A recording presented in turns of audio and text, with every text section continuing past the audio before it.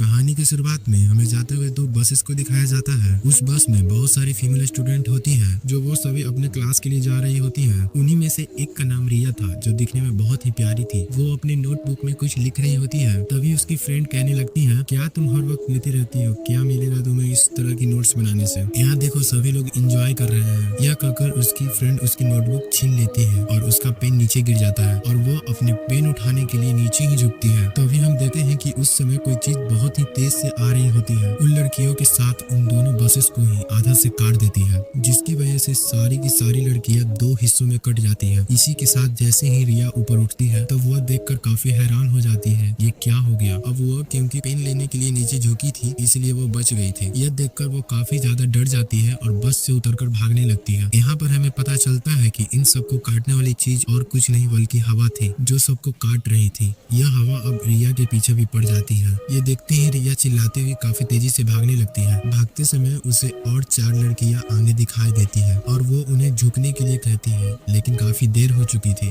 वो हवा उन्हें भी आधा पर से काटते हुए चली जाती है, लेकिन उनमें से रिया एक लड़की को बचा लिया था कि तभी इन्हें साइकिलिंग करते हुए कुछ लड़कियां नजर आती हैं, जो कहीं पर जा रही थी। उन्हें भी ये बचाने की कोशिश करती है, लेकिन वो हवा इनके साथ भी वही करता है जो अभी इनके दोस्तों के साथ किया, और इसी दौरान वो लड़की भी मारी जाती है, जिसे अभी वो अदृश्य चीज से बचाई थी। अब वो यह देखकर काफी डर जाती है और वो इधर उधर भागने लगती है। आगे हम देखते हैं कि रिया जब एक नदी के पास जाती है तो वो यह देखकर हैरान हो जाती है कि उस नदी में पहले से ही बहुत सारे डेड बॉडी पड़ी हुई थी। उसी हवा ने यानी अजीब चीज ने सबको काट दिया था। वहाँ से वो एक डेड बॉडी के कपड़े लेकर चेंज कर लेती है। अगले सीन में हम देखते हैं कि रिया चलते चलते एक स्कूल में पहुंच चुकी है, जहाँ पर और भी बहुत सारे फीमेल स्टूडेंट थी। उनका यूनिफॉर्म रिया के यूनिफॉर्म से काफी डिफरेंट था। यानी ये भी था कि वो तो इनके स्कूल के स्टूडेंट नहीं थी। कि तभी एक लड़की रिया के पास आती है और उससे कहने लगती है कि तुम कैसी हो। दरअसल देखा जाए तो वो लड़की इसकी बेस्ट फ्रेंड थी, लेकिन रिया उससे पूछती है कि सच में क्या तुम मेरी बेस्ट फ्रेंड हो, क्योंकि उसे कुछ भी समझ में नहीं आ रहा था कि उसके साथ हो क्या रहा है। वो काफी सदमे में थी। यहाँ पर हम ये भी जान पाते हैं कि रिया को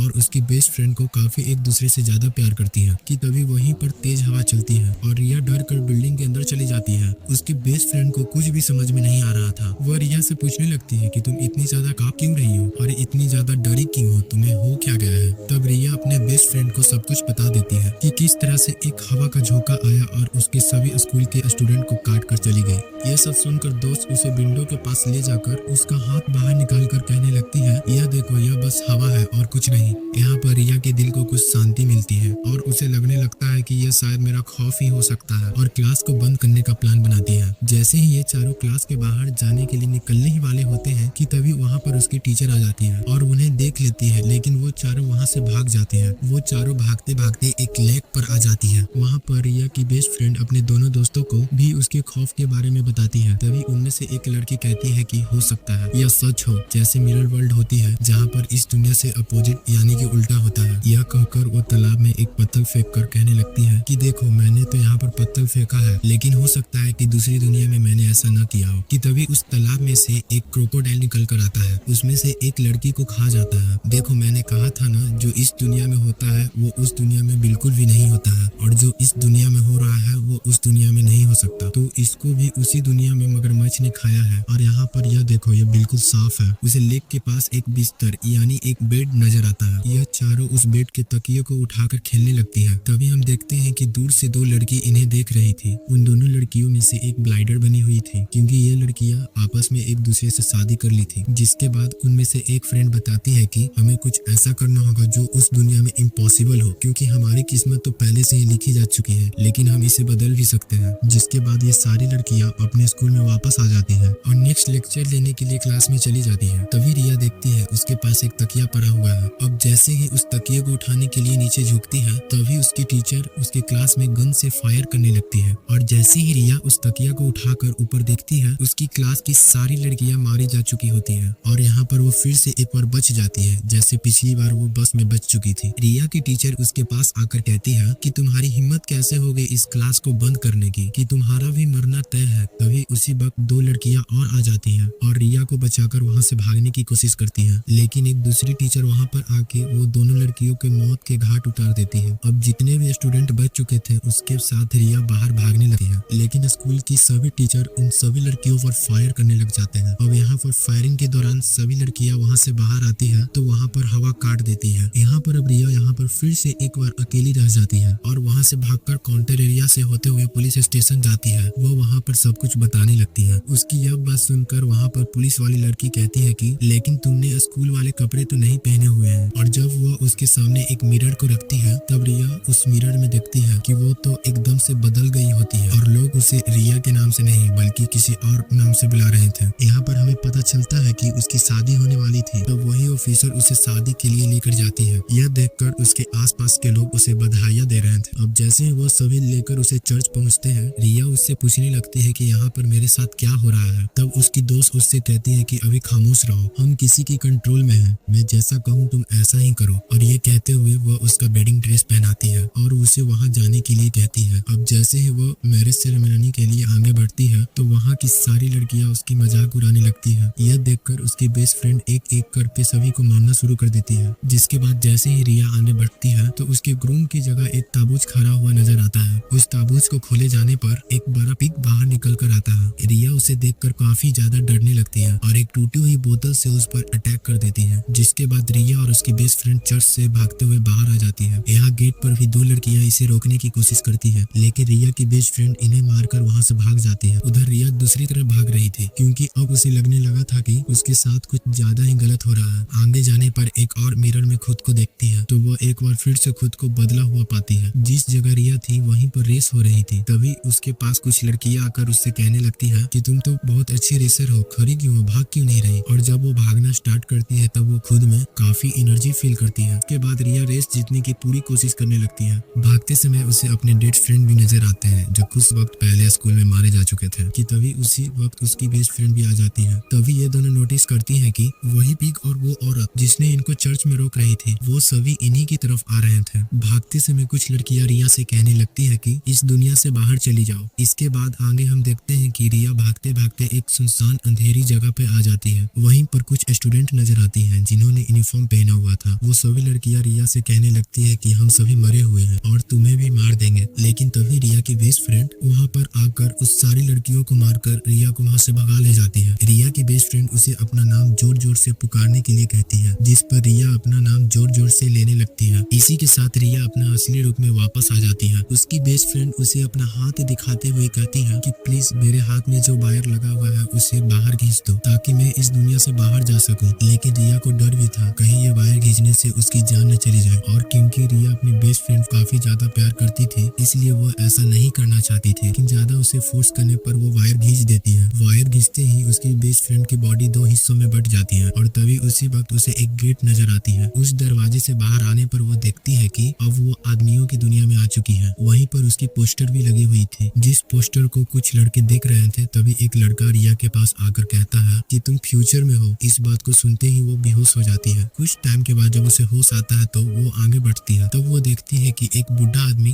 गेम खेल रहा होता है और उसी गेम में रिया वही कैरेक्टर नजर आती है जो अभी बनी हुई थी। रिया को देखकर बुढ़ा आदमी कहने लगता है कि मैंने इस गेम को बनाया है और मैं हूँ जो तुम लोग को कंट्रोल कर रहा हूँ। तुम तो बहुत पहले ही मारी जा चुकी थी लेकिन मैंने तुम्हारा डीएनए लेके तुम्हें फिर से बनाया। रिया को यह बात सुनकर पता चल जाता है कि यह एक गेम है तो उसे लगता है कि मैं अभी भी अपनी दुनिया में जा सकता हूँ। कि तभी एक आदमी आता है और रिया को अपने पास बुलाने लगता है। तभी वो बुढ़ा आदमी रिया को अपनी आखिरी लेवल कंप्लीट करने के लिए कहता है। वो आगे बढ़ने लगती है। तभी उसे अपने दोस्त की कही हुई बात याद आती है कि अगर हम इस दुनिया में कुछ ऐसा करेंगे जो दूसरी दुनिया में इम्पॉसिबल हो तो तुम इस गेम से बाहर आ जाओगी। और इसी के साथ वो इस आदमी का गला दबा देती है और कहने लगती है कि बस करो हमारे साथ अब खेलना। यह कहकर रिया बुढ़े की छड़ी तोड़कर अपने पेट में घुसा लेती है जिससे इस वजह से उसकी मौत हो जाती है। और यहाँ पर हम देखते हैं कि बुढ़ा आदमी यह सोच भी नहीं सकता कि रिया कुछ ऐसा कर सकती है और इसी के साथ उसकी डेस्टिनी पूरी तरह से चेंज हो जाती है। वो इस दुनिया में यानी गेम में तो मर चुकी थी लेकिन असली दुनिया में वो अभी भी जिंदा थी। आगे हमें यह भी दिखाया जाता है कि रिया के बाकी कैरेक्टर भी किसी न किसी वजह से अपने आप को मार लेते हैं और वो अब सभी अपने गेम के पार्ट नहीं थे। अगले सीन में हमें रिया को बर्फीले जगह पे लेटे हुए दिखाया जाता है और अब वो अपने रियल वर्ल्ड में आ चुकी थी। और इसी के साथ ये दिमाग घुमा देने वाली कहानी यहीं पर खत्म हो जाती है। आगे और भी ऐसे ही एक्सप्लेनेशन मूवी देखने के लिए कमेंट में नेक्स्ट लिखना न भूलें। Thank for watching.